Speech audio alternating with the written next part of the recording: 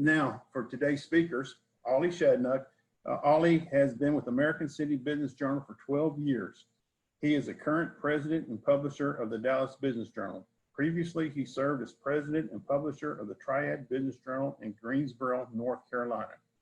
Prior to that, he was a national audience director working with 16 business journal publications across the country.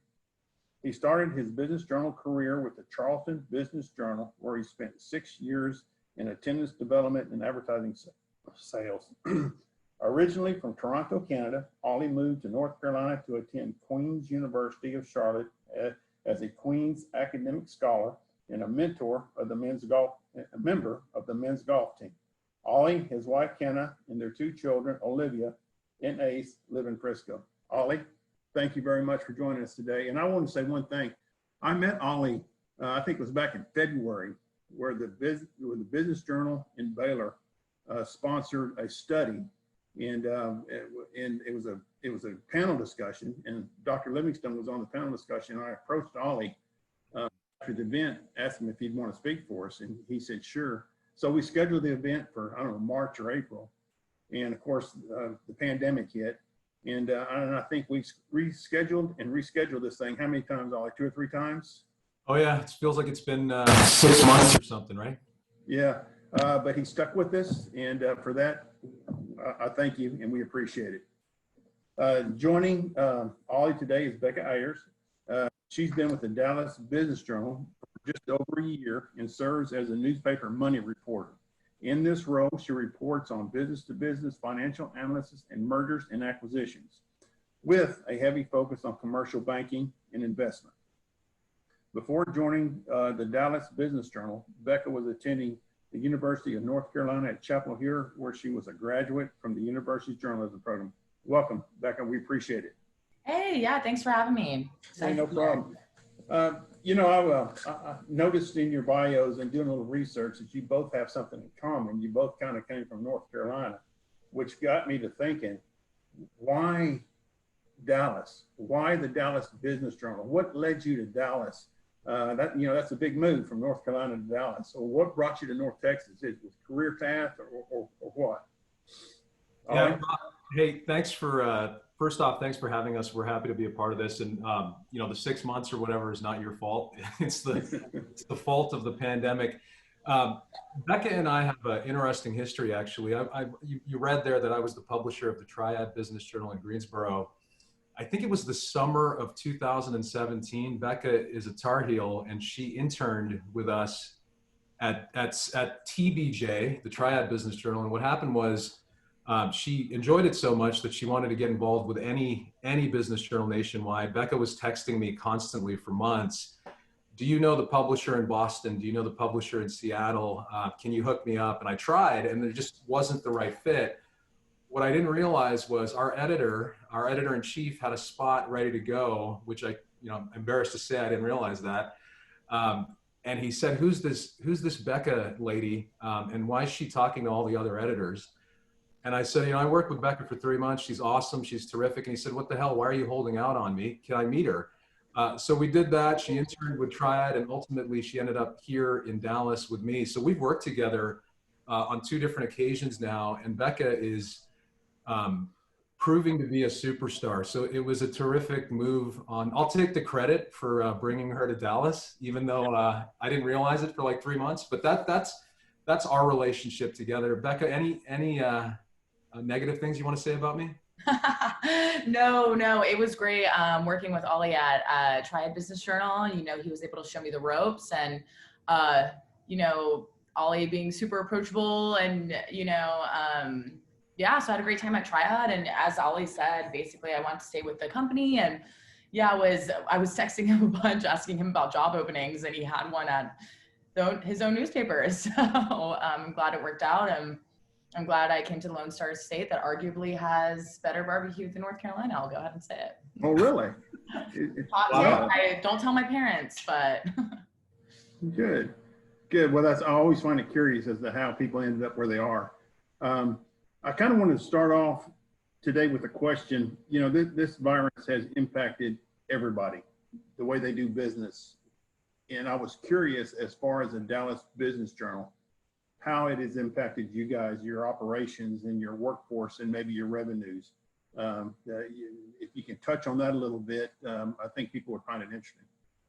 Yeah, absolutely. Rob, I think I'll get around to workforce and revenues, but I kind of want to start with a story that everybody knows. Middle of March, everybody dealt with the pandemic immediately, and we were all kind of trying to figure out what we do on the fly, right? Like nobody really has ever dealt with this before. So our event business has been the most significant impact, as most organizations would tell you. On March 12th, I am sitting at a client lunch meeting in Uptown Dallas, and I had been kind of casual about the whole coronavirus, thinking that we'd get away with it and we could. I thought it was going to be a couple weeks, just like most people. Nobody wants to admit that, but I think that's the feeling I'm getting from other execs. And so March 12th, I'm at a lunch. I had delayed the idea of turning off our event business for a period of time, and I'm sitting there. Good times, everything's great. I walk back to the office and it's just chaos, right? Everybody's freaking out. The NBA has shut down their schedule. South by Southwest is gone, and all this stuff is going on. And my staff is freaking out. And finally, somebody tells me, hey, our CEO, who sits in Charlotte, our CEO sent out an email and said, no more events as of this very second. And that night, we had our 40 under 40 awards planned. So we had 500 people ready to go at Gillies. The bartenders were there, the food was ready, and this is, a $30,000 or $40,000 expense on our part. And we're 3 hours away from me walking up on stage, right? So the immediate panic that I had was, how do you do this? And I'm a pretty calm guy, but I kind of freaked out. And so I called our CEO and said, hey, what's the deal? I'm 3 hours away from one of our biggest events of the year. He said, hey, didn't we talk about this yesterday? I said, no, we didn't. You didn't call me yesterday. So he said, I guess he was busy calling all the other business journals. We're part of a larger family of 40 business journals. So I said, hey, Whit, can we still do it? No, you can't do it. You got to shut it down.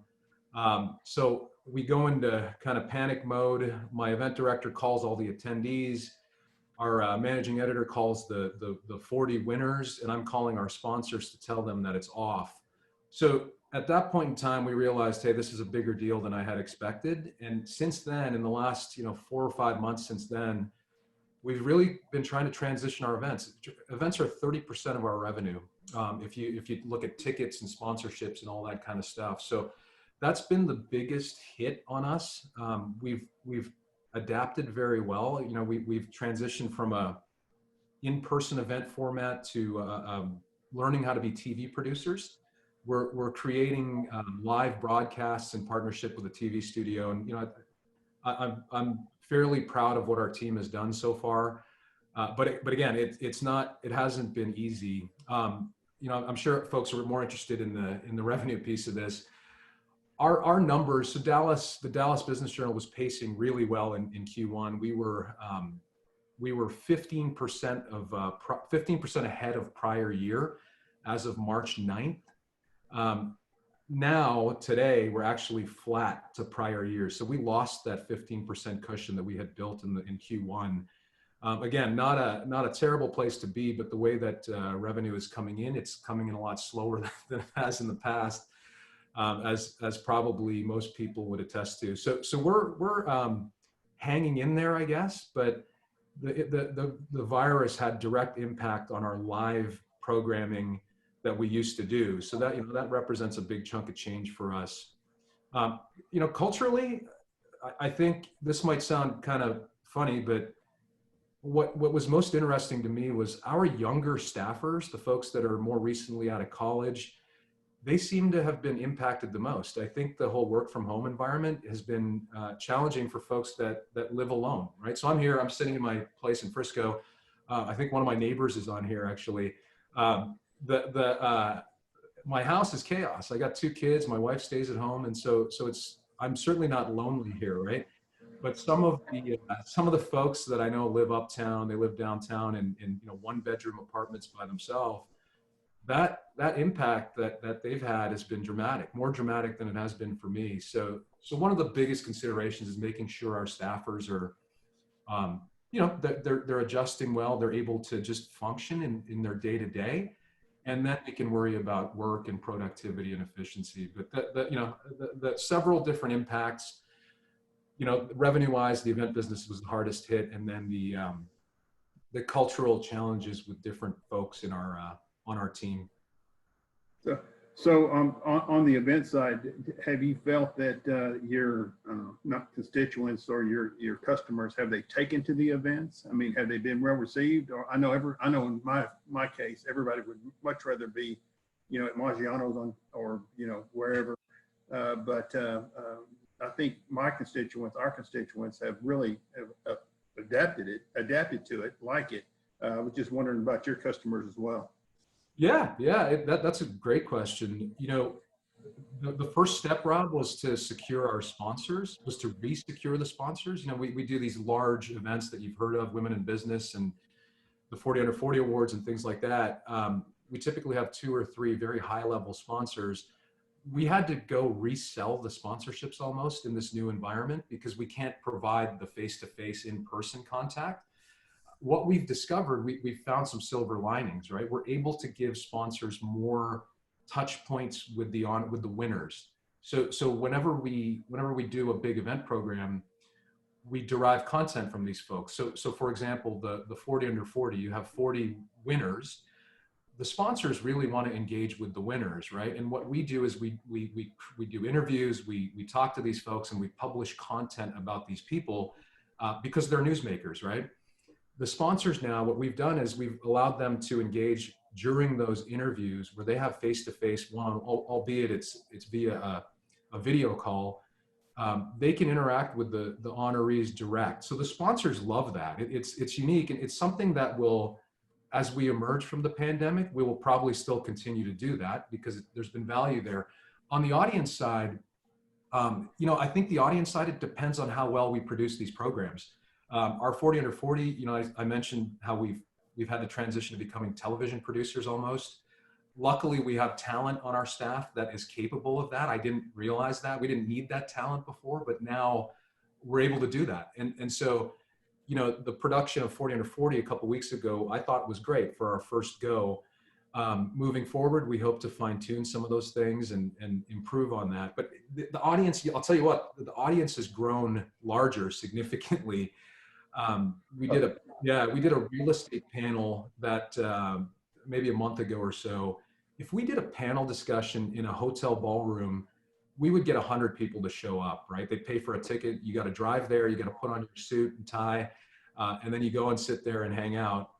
The virtual environment, we did that real estate panel. We had 600 people register for this event. And, just on the surface, you don't have to drive. You don't have to put on the suit, and you can just hang out and watch the show, right? So it's interesting that the audience has grown. It's just a different delivery method. Yeah, we talk a lot about that too in our division, about how what's here to stay because of what we're going through, and it could be possibly that these Zoom events and these Zoom meetings could be here to stay.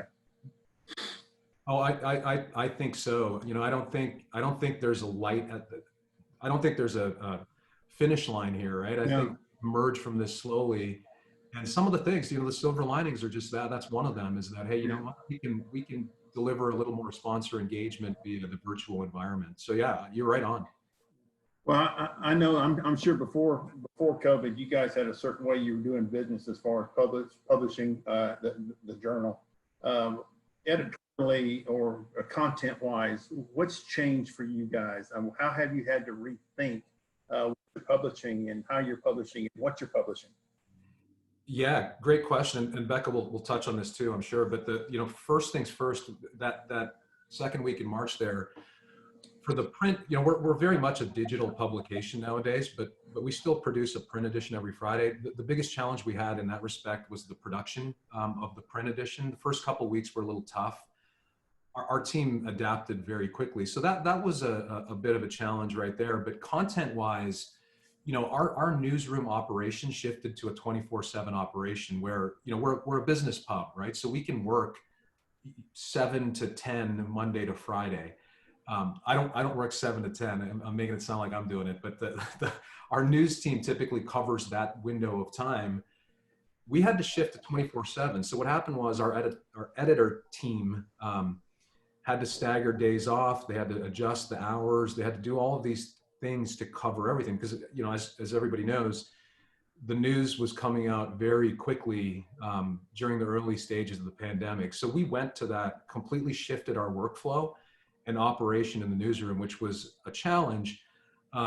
Content-wise, we added some things. I mean, if you are a follower of the Business Journal, in the print edition, we added the coronavirus tracker and DFW responds on the site. We had a full-blown unlocked coronavirus coverage section that was redlined on the top of the homepage, constant social media push. So, and all of that was unlocked. I think most media unlocked anything related to COVID-19. Nobody put that behind a paywall. It was almost like public service. So we were out there, and it was just constant. There were times that I was seeing our news team, Becca included, publishing content at like 11 p.m. and 4 a.m., where in the past we would have never done that. It wasn't necessary. We just wrote about 7-Eleven buying Speedway.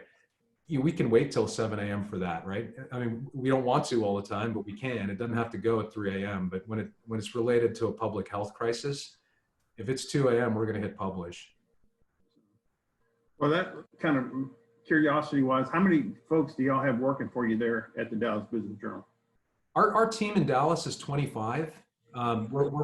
It's probably half newsroom and business side. Just so everybody knows, we're part of a much larger organization. American City Business Journals, based in Charlotte, is 44 business journals nationwide. We're one of the top 10 in size. We actually just launched, this might sound crazy, but we just launched the Cleveland Business Journal. I think it's been 6 weeks ago now, in the midst of the pandemic. So we're, if you think of a city, we're probably there. Wow, that's pretty impressive.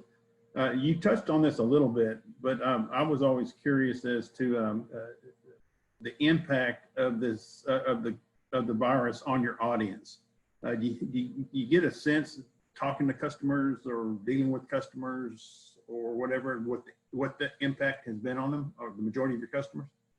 Yeah, I mean, I spent a lot of time just in conversation with local execs and CEOs, and it's a similar refrain across the board. There are folks that I think it was a progression, right? So the first couple weeks, obviously we were concerned about the health crisis, but there was a little bit of novel interest in staying home and work from home, and I get to spend more time with my family, and there's no sitting on the tollway, all of those kind of considerations. And then it kind of evolved into this depression almost. Our staff was really kind of lingering, and I can say two sides of the house. So our editorial team, our reporters and journalists, in talking to our editor-in-chief, Jeff, our reporting team was down in the dumps because everything they were covering was negative. And it's just hard sometimes. It's one of the things we don't think about with our reporting staff.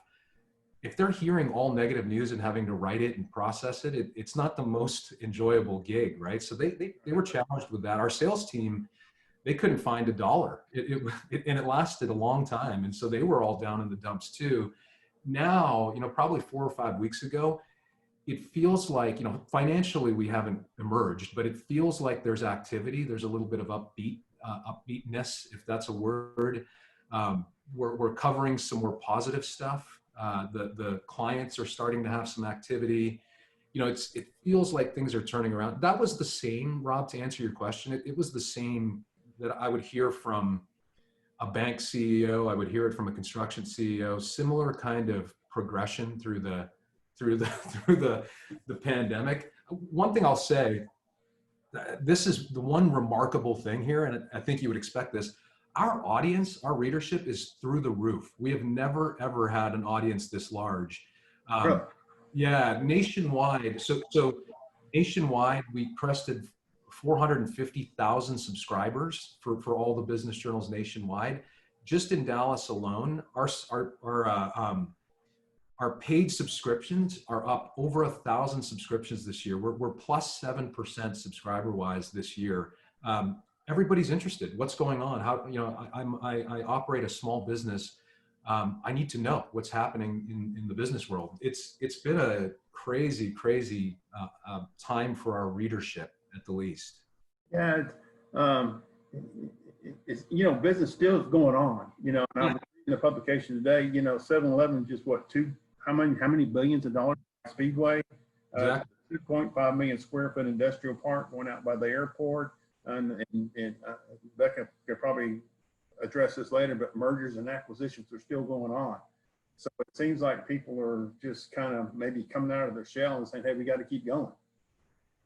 Yeah, I think it was that cultural shift through like the progression through the pandemic. And you know, it really seems like we have a ton of activity going on. It's certainly on the news front. I mean, there's just a lot happening, Yeah. a lot of things to cover. But yeah, I mean, it's helped us quite a bit on the audience side. And you know, for our business, yeah, you know, everybody just in general, pre-COVID and everything, people would say, you know, hey, you guys are, you care about subscribers, right? You're killing it because your subscriber base is growing. You know, if you really dig deep, our revenue comes from advertising. The subscriber base is what yields the advertising revenue, though. And right now, our focus is let's grow this audience. Let's continue to grow this audience, because a year or 2 years or 5 years from now, you know, what we sell is people. We sell people and connections and information, right? So if we can grow the audience now, and, you know, certainly the revenues have slowed a little bit, but if we can continue to grow the digital audience, the print subscriber base, the revenues will come later on. And it's been an interesting strategy behind the way that I'm not going to get all into the weeds, but you know, we're very strategic about what content we put behind a paywall, what is out in front of the paywall, what kind of offers we do, and all those things. But audience development is top of mind for us across all 25 folks are concerned about audience development. Wow. You touched on this a little bit, but I'm going to ask it anyway. What kind of opportunities do you see your customers maybe thinking about coming out of this slowdown and this pandemic? I mean, you know, there's bound to be some silver lining somewhere. Do you see any opportunities out there for business folks there in the Metroplex? Yeah, absolutely. You know, I think there's a lot of efficiency opportunities. You know, when I'm ready to go, I simply turn on the computer, and I don't have to sit on the tollway for from here to Uptown. It can range from 35 to an hour and a half. So I can avoid that. I think the virtual environment like this, you know, in the past, I would go on coffee meetings and the opportunity to explore a new idea or something. Those can happen like this in 20 minutes now. We don't have to actually go for the coffee. You know, I like coffee, but we don't have to. I certainly love happy hours. We don't have to. Yeah. We don't have to go and do that. We can just have a quick 20-minute Zoom call to explore an idea. So efficiency definitely is a big part of it. I mentioned earlier for the event part of our business, we have a lot more ways to deliver sponsor touches and connections than we used to. You know, whenever we can go back to having a ballroom event, we probably will do that. But I think part of our deliverables will include things like this, where, hey, you know, if you want to talk to one of the honorees, we're going to set up a call for you, versus hoping that you meet them at a cocktail reception. You know, so we can be more direct. And, you know, I can't speak for, I guess. Yeah, it's been, and you know what, these silver linings will continue to emerge. I mean, we're continuing to find new things that we had personally, I had never been on a video call. So yeah, no, I got re-educated too. It's all day now, right? Yeah. I know how to use everything. It's just, I'm kind of old school, but it works. It's easy. It works. Yeah. Yeah. The Dallas Business Journal in particular, what has been I'm sure there's challenges galore, but what do you think has been your biggest challenge, and have you been able to overcome it? Yeah, that's something I think about all the time. The biggest challenge, and I'll tell you, this is probably more, you might get a different answer in different cities. We have challenges here, in my opinion, in Dallas with editorial integrity. And so the Dallas Business Journal, we make a very clear and defined line to not let any sort of dollars influence our content, right? And that's been a business journal thing from 50 years ago. You know, the pay for play world is starting to elevate, where, hey, you know what, our clients are delivering sponsored content and native advertising where they're thought leaders, right? And so there's some gray area there where some of the clients can border on promotional, and we can't publish that stuff, right? And what's happening in this environment, this is Dallas specific, is a very competitive media marketplace. And, you know, to each their own. There are media out there that accommodate pay for play and kind of blur the line of editorial integrity, which makes it hard on us because we're committed to that. And what's happening is, you know, we're getting client expectations that are unrealistic. We're always going to maintain that editorial integrity line. And you know, our news team, our editor, Becca and crew, they're never going to venture into the sponsor and the client land. Sometimes the sponsor and client land think that they can influence our coverage. And so that's an ongoing concern, Rob. It was pre-COVID. It's interesting. It varies by market. When I was in Greensboro is about the size of Frisco. When I was in Greensboro, we were the end all be all. There was no competition, so we could kind of dictate the way that these client content relationships would run. Here, there are other players that, to each their own, they play their own way, and it's fine. It's just not what we do. So that's a challenge that I deal with. I'm the one person at the Business Journal that has a foot on both sides. And when we get into those challenging situations, I get the phone call. And then I end up talking a lot without actually saying anything, and it gets smoothed over somehow. Yeah. Well, it's it sounds like you guys have adapted well. I mean, you know, we're all forced to be quick on our feet, and it sounds like you guys have done just that. So you're to be commended. Becca, I have a question for you. You know, in the stimulus package that went out, I mean, gosh, there was a lot in it.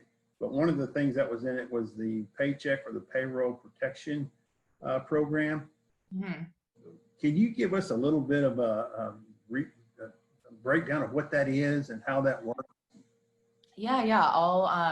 I'm sure we're all familiar with it. It's been all over the news. But yeah, I'll just give us a brief recap of it. So basically, it's a loan program that offers forgivable loans.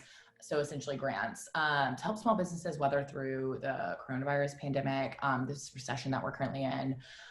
It's run by the Small Business Administration, and the loans are processed through the bank or through banks. And, you know, the government has passed legislation that makes the terms more flexible and favorable for borrowers. But essentially, the program is designed to help businesses keep employees on payroll. And so actually the deadline to apply for this loan program is August 8th from their website.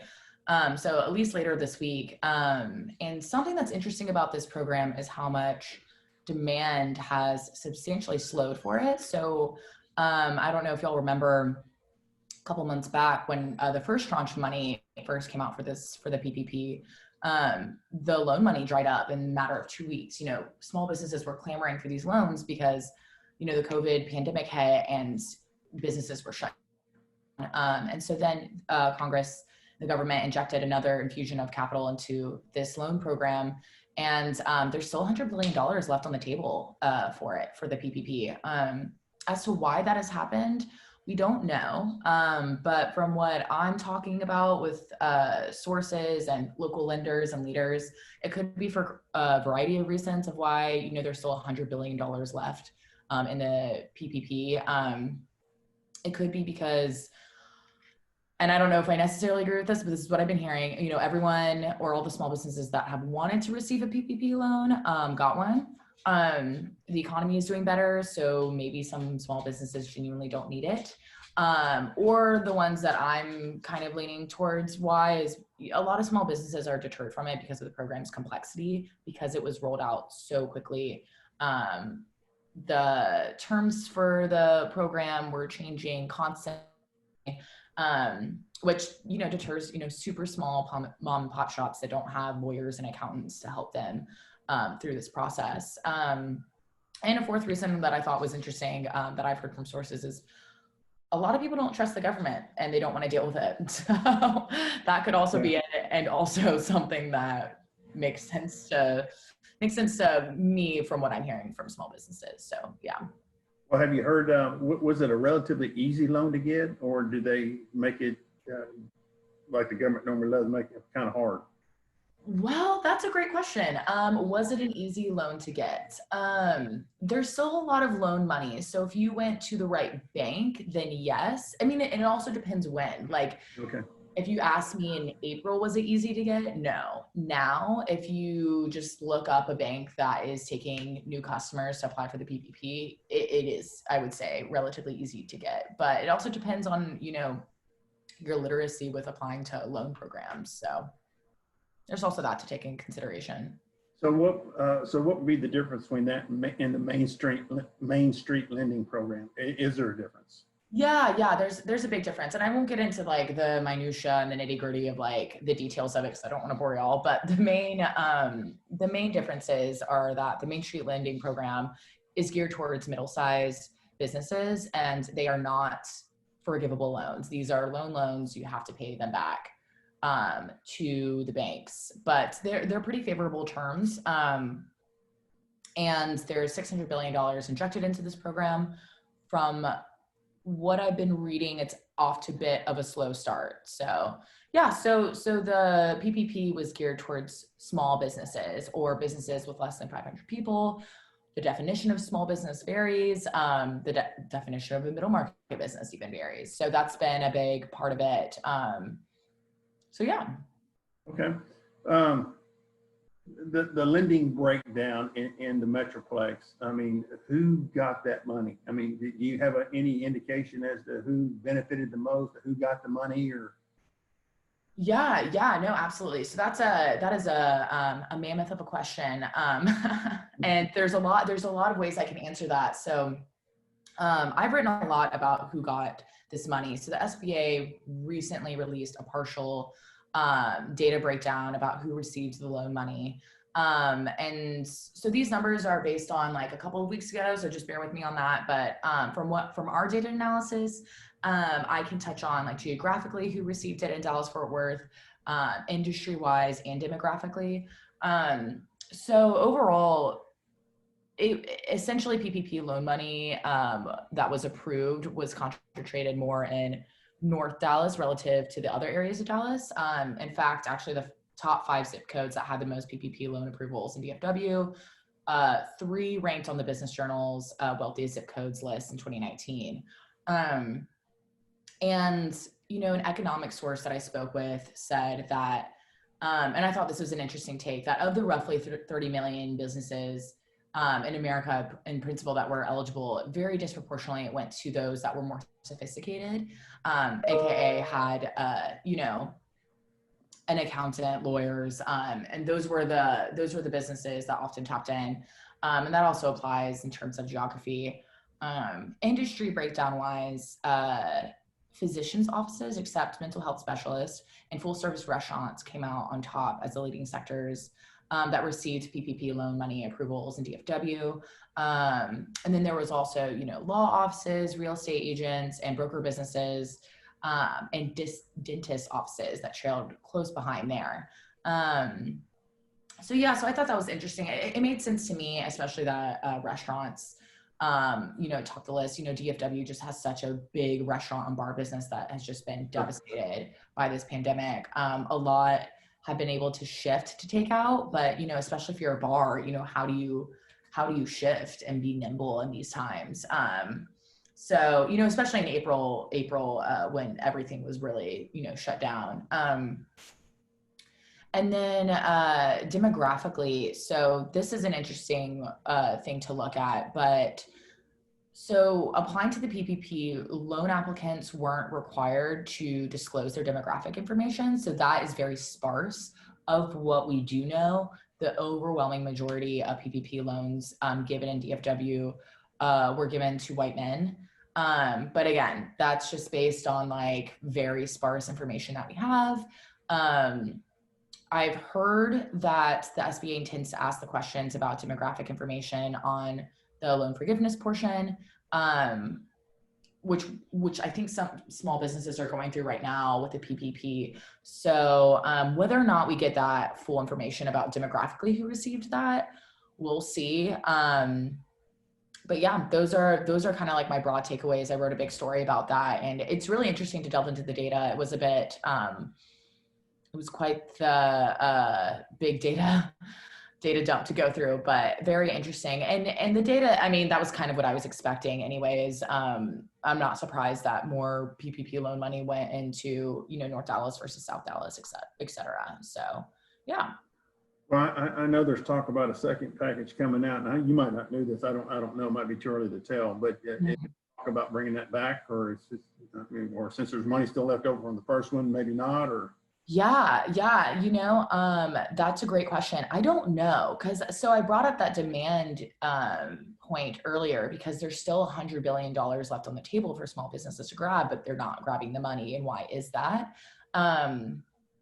Personally, it could just be because that the way that the program, like businesses don't necessarily need their payroll expenses covered. They need rent, et cetera, because, if their businesses are shut down or partially shut down, or just still, recovering from that. So what they need and what the program supplied could just have been different.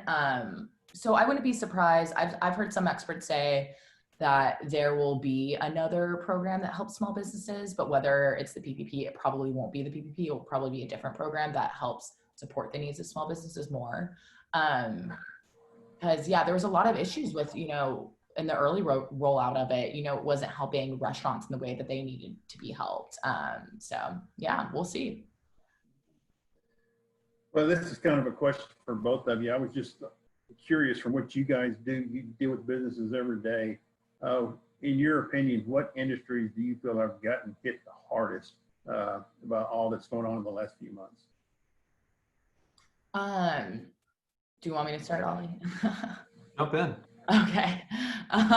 So I would say that kind of what everyone is probably already thinking about, but definitely retail, entertainment, leisure and hospitality.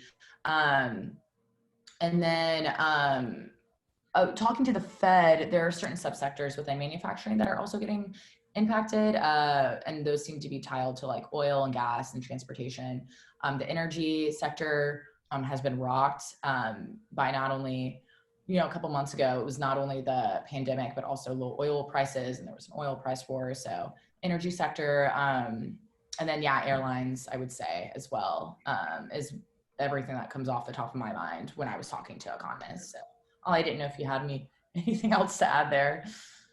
No, you covered it. Those are top of mind.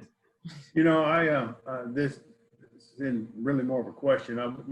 We've all talked about what's going to come out of this COVID, and I've always wondered, if I'm leasing 5 of the top stories in a building in downtown Dallas, now that I've seen that, hey, this work from home is working out pretty good. Maybe I only need the top 2 floors now.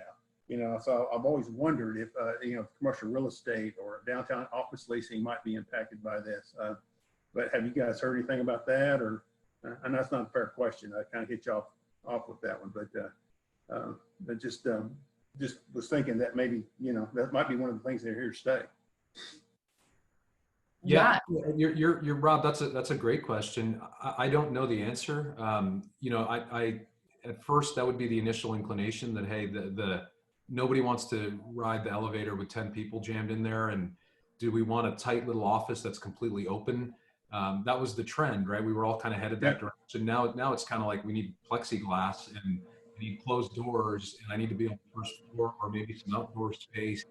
All of these different considerations. I think the real estate world is the one that could look the most different coming out of this. I've talked to several of the commercial real estate folks, and some of them agree, and others say, we can benefit from this somehow. We just have to look different. So, just us in general, the Business Journal, before early this year, I had kind of some considerations about our space, and we were looking at maybe coming down in size or moving to another floor or an entirely new building. Now it's kind of, now it's like sit tight, wait and see how we kind of emerge. Because, if my staff is uncomfortable in 5,000 feet, then I got to look for 8,000 feet, right? So there's some weird considerations that we don't know. I'm sitting tight. I mean, I'm just going to say it. And it's like, let's just wait and see how this thing plays out. The brokers are calling because they know that our lease has there's a renewal date, but I'm going to wait. I'm going to sit and see. It's hard to tell. It is. Well, one thing I think we can all agree on is that this thing has hit people differently. Everybody's been hit. It seems like some people might even be coming out ahead on this. I mean, who would have thought that 7-Eleven would have bought Speedway for how many billions of dollars? 21 billion. Like I mentioned, industrial park, the mergers and acquisitions. So it's going to be interesting to see how it plays out. We do thank you guys for your time. And Ollie, I wanted to give you an opportunity. Tell us a little bit how we can get a little more information about the journal. I think we might have a slide coming up, but if you want to touch a little bit about what you guys have to offer, whether it be something in the mail or something online, or maybe how to get in touch with the advertising department, feel free to do so. Yeah, and Rob, I'll say we're happy to answer any questions if anybody has them. Anything, nothing's off limits. The easiest way to connect with us and really kind of top of funnel for the Business Journal is, I bet most of you know this, but we send out a morning and afternoon edition email. It's totally free. It literally comes from my name, although Becca has way more to do with it than I do. It's free to sign up. Go to dallasbizupdate.com. That's dallasbizupdate.com. Put in your info and you'll get the email. Keeps you informed what's happened in the last 12 hours business-wise. Sometimes, as you know, we have to cover coronavirus and those kind of things, but certainly something that everybody should get. The other thing I'll say is, I mentioned our event programming earlier. We've shifted into a totally new environment. So a lot of our programs have gone from a $150 ticket to a free ticket. If you want to attend these virtual or live broadcasts, join in. I mean, they're terrific. We've partnered with a television studio. You go to our website, dallasbusinessjournal.com. In the top bar, you click the events tab, and we have probably the next 3 months worth of programming on there. So that's very easy to do. And the last thing I'll say, just promotion wise, we're more accessible than you might think. I've heard people say, hey, you're the Business Journal. You guys are ivory tower type stuff, and we don't want to connect with you. We're nervous. You can call me direct. I mean, we're very accessible. We want to hear from you, whether it's a news tip or whether it's something we need to work on, and certainly something audience related. We're totally willing to help. Reach out to any of us. In fact, our editor-in-chief gave out his cell phone number at the end of one of our programs the other week, which people were mind blown, but that's the way we are. Reach out to us and connect anytime. Okay. Well, I went out and looked at your events, and you got some really good events out there. The Women in Business, the strategies for investing, and real estate seminar. So there's some really good stuff out there, and I'm sure people will enjoy it. So anyway, right now we don't have any questions right now, but I was just going to say that we do appreciate it. Ollie, we finally pulled it off. Becca, thanks for joining us. We appreciate it, and we'll maybe on down the road, Ollie, we can see each other in an event in person, right? Absolutely, looking forward to it at some point. You bet.